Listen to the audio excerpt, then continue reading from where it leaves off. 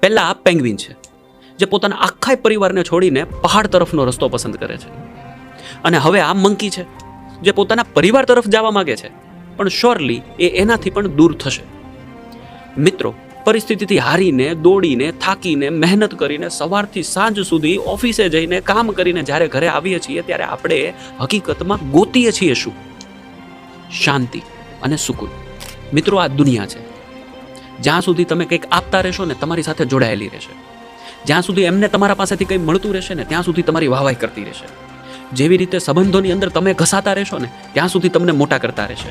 પણ જેવું સંબંધોની અંદર તમે ઘસાવાનું બંધ કરશો, તમારા પ્રયત્નો ઓછા કરશો, એટલે એ જ વ્યક્તિઓ તમને ભૂલી પણ જશે. આ સમાજની વાસ્તવિકતા છે.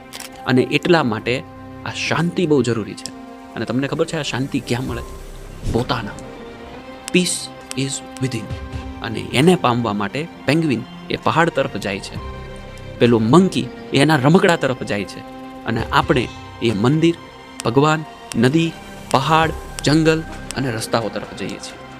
ઘણીવાર દોસ્તો તરફ પણ જઈએ છીએ. અને એટલે જ તો મિત્રો, લાઈફની એક સિમ્પલ ફિલોસોફી છે. આ દુનિયામાં એકલા જ આવ્યા હતા અને એકલા જ જવાના છીએ. પોતાના અસ્તિત્વનો આનંદ માણીએ.